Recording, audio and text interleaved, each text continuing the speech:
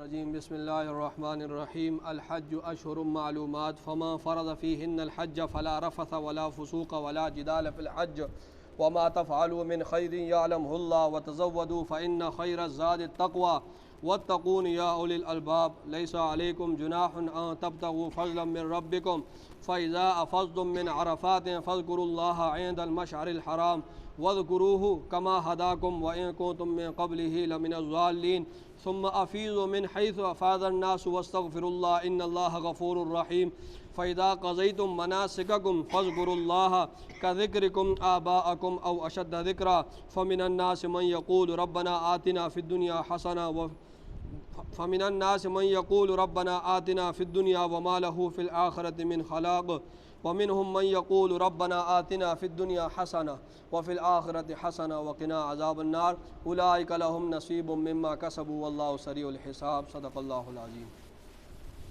پہلے ان آیات کا ترجمہ سماعت کر لیں، اس کے بعد اس کی تفسیر۔ فرمایا الحج اشہر معلومات، حج کے مہینے معلوم ہیں۔ الحج اشہر معلومات، حج کے مہینے کیا ہیں؟ معلوم ہے۔ الحج، حج اشہر مہینوں کو کہتے ہیں، معلومات معلوم ہے۔ الحج اشہر معلومات، حج کے مہینے معلوم ہے۔ فمن فرض فیہن، فمن پر جس شخص نے فرض لازم کر لیا، فیہن ان مہینوں میں، الحج حج کو، تو فلا رفث پس وہ فحش گوئی نہ کرے، ولا فسوق اور کوئی نافرمانی نہ کرے، ولا جدال اور لڑائی جھگڑا نہ کرے، فی الحج حج کے دوران، ٹھیک ہے۔ پر جس نے لازم کر لیا ان مہینوں میں حج کو، تو اسے چاہیے کہ وہ فحش گوئی نہ کرے حج میں، اور نافرمانی نہ کرے، ولا جدال فی الحج اور لڑائی جھگڑا بھی حج کے دوران نہ کرے۔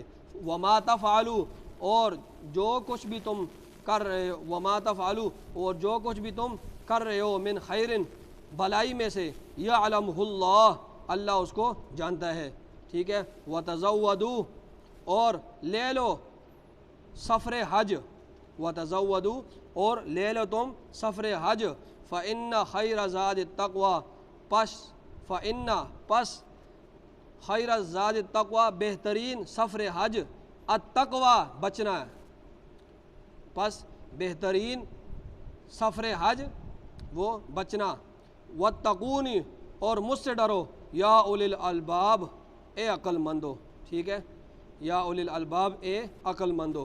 لیس علیکم نہیں ہے تمہارے اوپر، جناح کوئی گناہ، ان تبتغوا یہ کہ تم تلاش کرو، فضلا من ربکم اپنے رب کے فضل میں سے، نہیں ہے تم پر کوئی گناہ یہ کہ تم تلاش کرو اپنے رب کے فضل میں سے۔ فَإِذَا أَفَضْتُمْ پس جب تم لوٹو، فَإِذَا أَفَضْتُمْ پس جس وقت تم لوٹو، من عرفات عرفات سے، فَاذْكُرُوا اللَّهَ پس یاد کرو اللہ کو، عند المشعر الحرام اس گاٹھی کے پاس جو عزت والی ہے، عند المشعر الحرام اس گاٹھی کے پاس جو عزت والی ہے، وَاذْكُرُوهُ اور اس رب کو یاد کرو، کما ہداکم جیسے کہ اس نے تمہیں تعلیم دی ہے، وَإِن كُنتُمْ اور بے شک کنتم تم تھے، من قبل ہی اس سے پہلے، لمن الضالین البتہ گمراہوں میں سے۔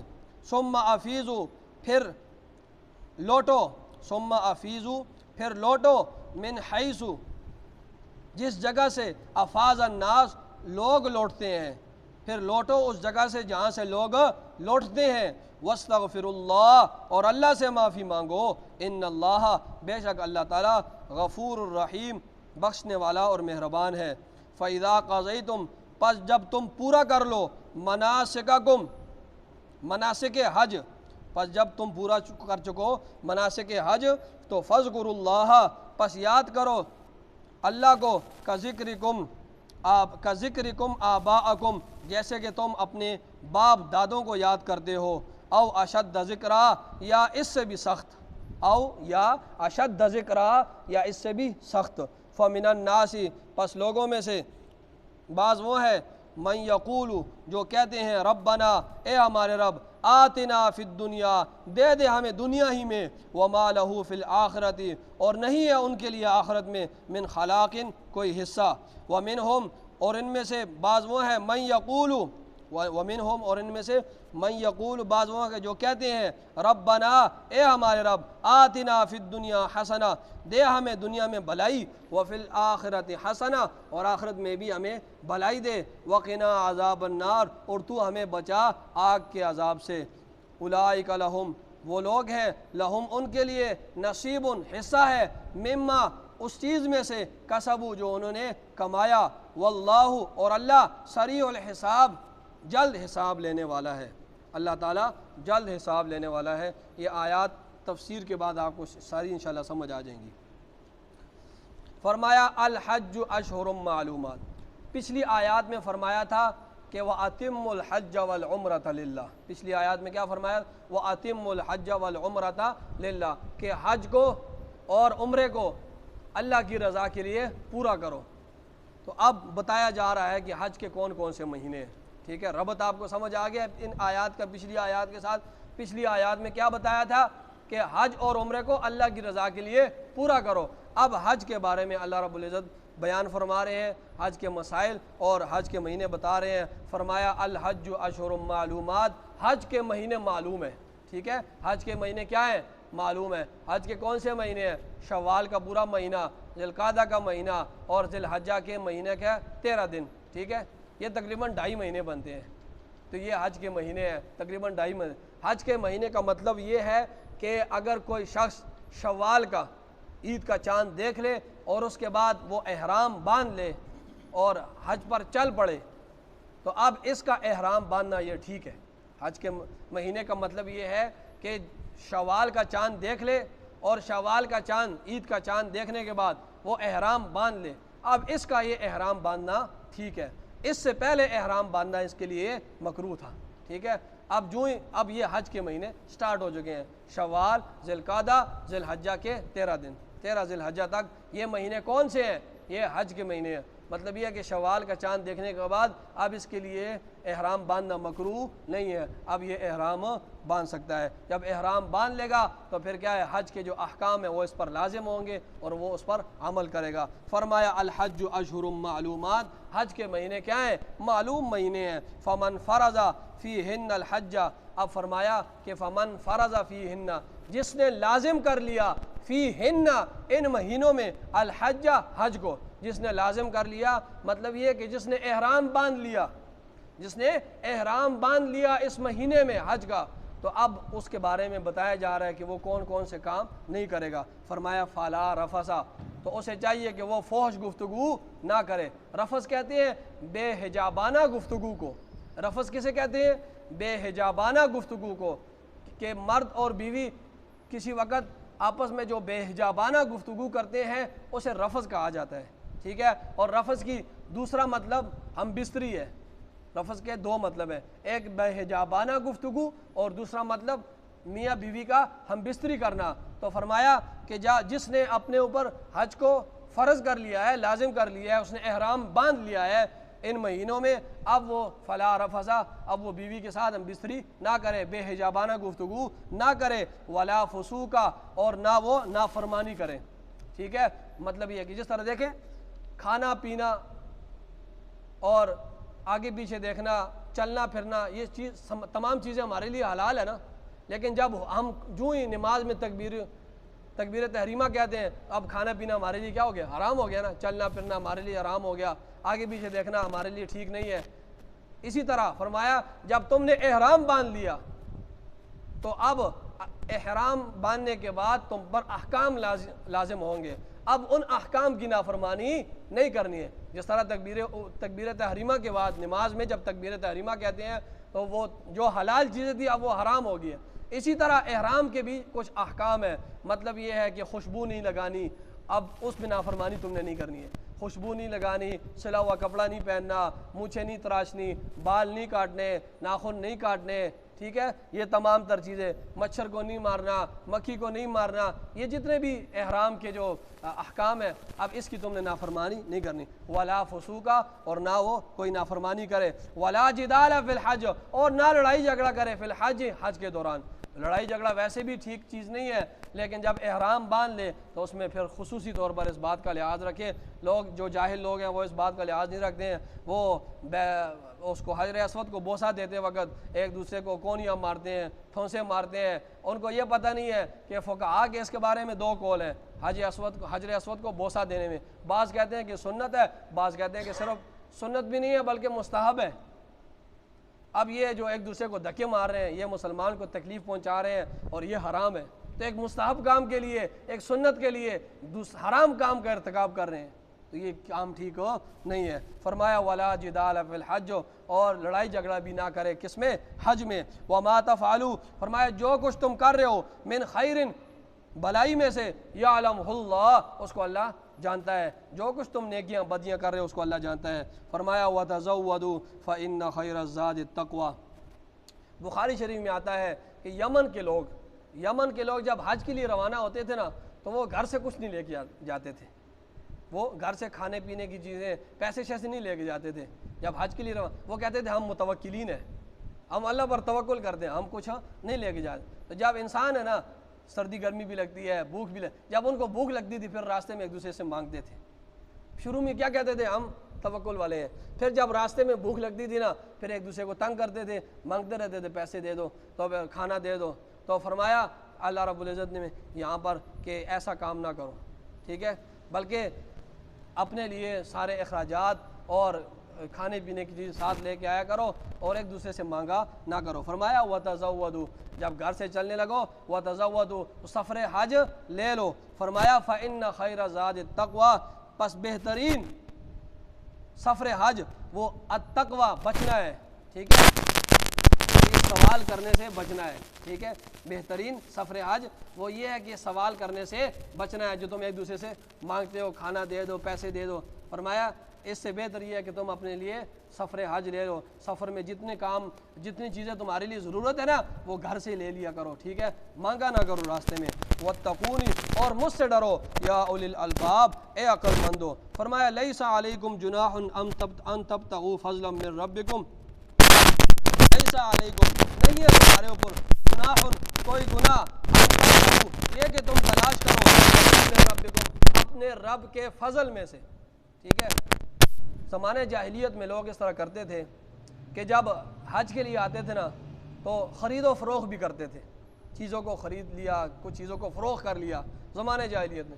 جب اسلام آیا اور اسلام میں حج کا حکم آیا تو صحابہ کرام نے یہ سوچا کہ ہم حج میں جا رہے ہیں تو اگر ہم حج میں خرید و فروخت کریں گے جس طرح پہلے لوگ کیا کرتے تھے تو کہیں یہ ہمارے حج پہ زد نہ پڑ جائے، یہ خرید و فروخت کرنا وہاں پر یہ ہمارے لیے حج پر زد نہ پڑ جائے، ہم تو اللہ کی رضا کے لیے حج پر جا رہے ہیں، تو یہ خرید و فروخت کر رہے ہیں، یہ نہ ہو کہ ہمارا حج خراب ہو جائے۔ تو اللہ رب العزت اس چیز کے منع فرمایا، اگر تم اول نیت تمہاری حج کی ہونی چاہیے، نیت تمہاری درست ہونی، باقی ادھر جا کر کچھ چیزیں خرید لینا، کچھ فروخت کر لینا، کاروبار کر لینا، اس سے کچھ حج پر فرق نہیں پڑتا، ٹھیک ہے، اپنی نیت درست رکھو۔ اس حج کے ضمن میں اگر کوئی چیز آپ کو پسند آ گیا، کوئی خرید لیا یا کسی چیز کو آپ نے فروخت کر لیا ہے اچھی قیمت پر، تو اس سے تمہارے حج پر کوئی فرق نہیں آئے گا۔ فرمایا لیس علیکم، دوبارہ سن لیں، لیس علیکم، نہیں ہے تمہارے اوپر جناح، کوئی گناہ، یہ کہ ان تبتغوا، یہ کہ تم تلاش کرو فضلا من ربکم، اپنے رب کے فضل میں سے، فاذا افضتم من عرفات، پس جب تم لوٹو من عرفات، عرفات سے، پس جب تم لوٹو عرفات سے، فاذکروا اللہ، پس اللہ کو یاد کرو، عند المشعر الحرام، اس گاٹھی کے پاس جو عزت والی ہے، اس گاٹھی کے پاس جو عزت والی ہے۔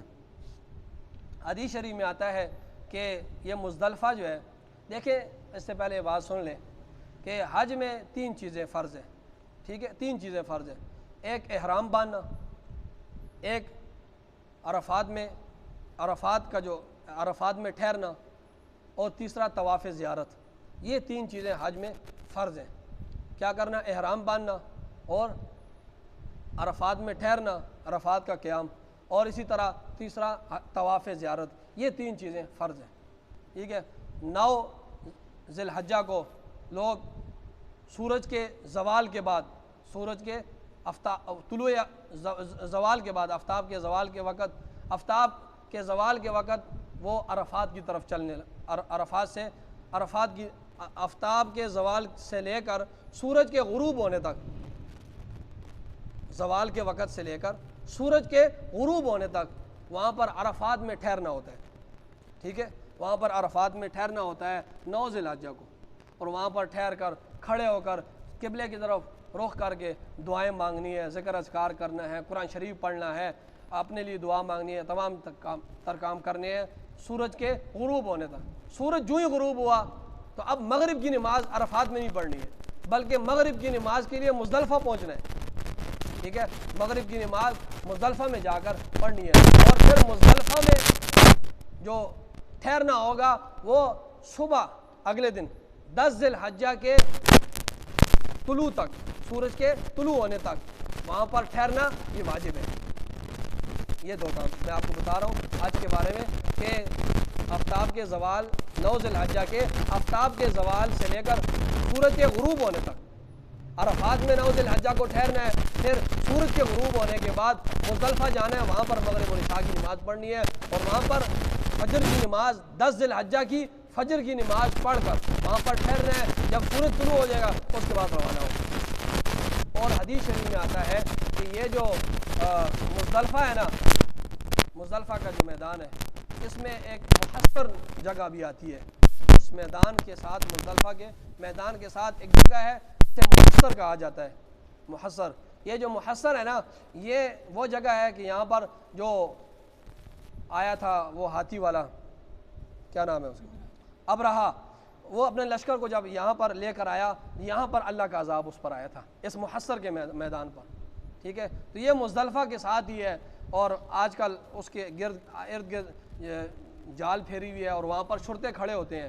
یہ تقریباً 540 میٹر ہے یا گز ہے یہ جو محصر جگہ ہے، یہاں پر ٹھہرنے کی اجازت نہیں ہے، کیونکہ یہاں پر یہ وہ جگہ ہے یہاں پر عذاب اللہ کا نازل ہوا تھا۔ باقی جو مزدلفہ کا میدان ہے اس میں ٹھہرا جائے گا، ٹھیک ہے۔ اور دوسری بات یہ ہے کہ عرفات میں بھی ایک جگہ ہے جسے عرنہ کہا جاتا ہے۔ یہ مسجد نبوی جو ہے، مسجد نمرہ جو ہے یہ عرفات میں ہے۔ مسجد نمرہ کے جو دیوار ہے مغرب کی جانب، اس کے متصلی جگہ ہے اور اس کا نام عرنہ ہے، ٹھیک ہے۔ یہ جو عرنہ والی جگہ ہے نا یہ حرم میں آتی ہے، یہ جو عرنہ کی جگہ ہے نا یہ حرم میں آتی ہے، اور یہ جو عرفات کا میدان ہے یہ حرم سے باہر ہے۔ تو اب عرنہ میں جو بندہ رہے گا تو اس کا حج نہیں ہوا، کیونکہ عرفات میں وہ نہیں ٹھہرا، عرفات حرم سے باہر آتا ہے اور عرنہ یہ حرم کے اندر آتا ہے، تو بندہ سارا دن عرنہ میں کھڑا رہے اس میدان میں، اس کی متصل ہے تو اس کا حج نہیں ہوا۔ تو یہ دو باتیں ہیں کہ مزدلفہ میں ایک جگہ ہے ساتھ ہی متصل، اس کا نام محصر ہے، اس میں بھی ٹھہرنے کی اجازت نہیں ہے۔ اسی طرح عرفات میں ایک جگہ ہے عرنہ، حدیث شریف میں آتا ہے کہ اس میں بھی ٹھہرنے کی، کیونکہ وہ حرم کے اندر آتی ہے اور یہ عرفات جو ہے یہ حرم سے باہر آتا ہے۔ تو فرمایا کہاں تک تھا؟ فَإِذَا أَفَضْتُم مِّنْ عَرَفَاتٍ، پس جب تم لوٹو من عرفات، عرفات سے، تو فاذکروا اللہ، پس اللہ کو یاد کرو، عند المشعر الحرام، اس گاٹھی کے پاس جو عزت والی ہے۔ یہ گاٹھی کا نام جبل قزا ہے، یہ وہاں پر پہاڑ ہے جس کا نام قزا ہے، جبل قزا۔ فرمایا اس کے پاس ٹھہرو، وَاذْكُرُوهُ، اور یاد کرو اس رب کو، کما ہداکم، جیسے کہ اس نے تمہیں تعلیم دی ہے، وَإِن كُنتُم، اور تم تھے، من قبل ہی، اس سے پہلے، لمن الضالین، گمراہوں میں سے، اس سے پہلے تم کیا تھے؟ گمراہوں میں سے۔ فرمایا ثم افیضوا، پھر لوٹو، ثم افیضوا، پھر لوٹو، من حیث افاض الناس، اس جگہ سے جہاں سے لوگ لوٹتے ہیں، واستغفر اللہ، اور اللہ سے معافی مانگو، ان اللہ، بے شک اللہ تعالیٰ، غفور الرحیم، بخشنے والا اور مہربان ہے، ٹھیک ہے۔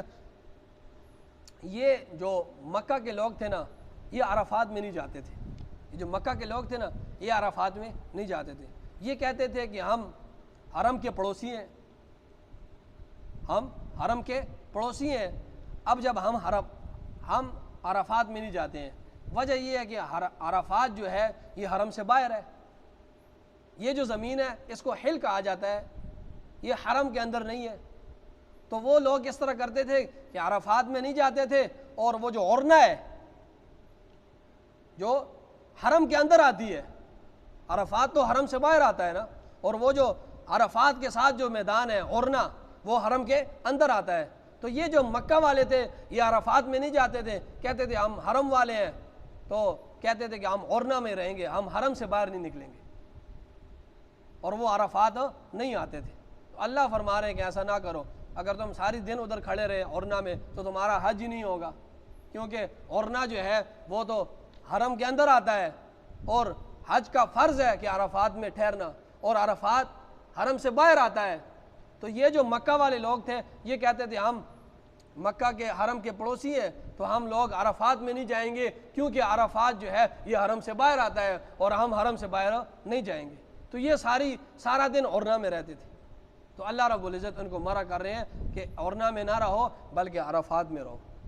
اگر عرنا میں رہے تو تمہارا حج نہیں ہوگا. فرمایا ثم افیضوا, فرمایا پھر لوٹو من حیث افاض الناس, اس جگہ سے جہاں سے لوگ لوٹتے ہیں. ٹھیک ہے, عرفات جاؤ اور عرفات میں رہو, اور پھر جہاں سے اس عرفات سے جب لوگ لوٹتے ہیں وہاں سے تم لوٹو. یہ نہیں ہے کہ تم الگ کھڑے رہو وہاں پر عرنا کے مقام پر.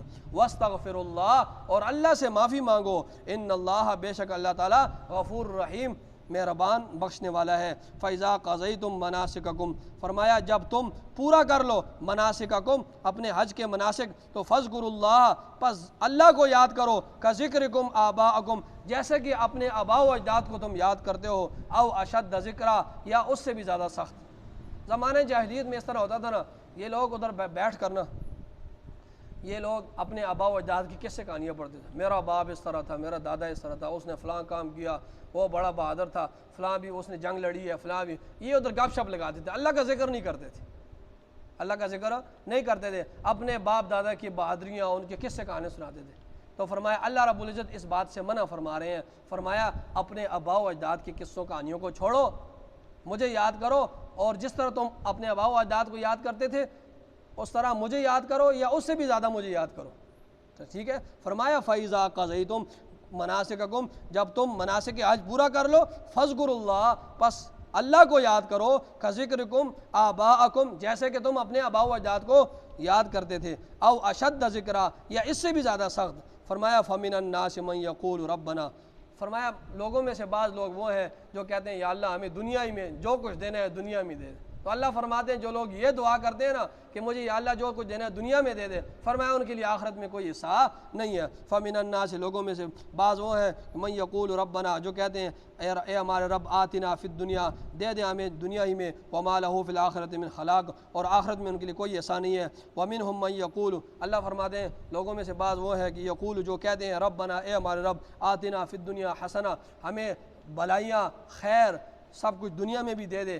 وفی الآخرت حسنہ, اور آخرت میں بھی ہمیں تمام تر بلائیاں خیر سب کچھ دے دے. وقنا عذاب النار, اور اے اللہ تو ہمیں آگ کے عذاب سے بچا. فرمایا اولئک لہم, وہ لوگ ہیں نصیب, ان کا حصہ ہے, مما کسبوا, اس میں سے جو انہوں نے کمایا. واللہ سریع الحساب, اور اللہ تعالیٰ جلد حساب لینے والا ہے.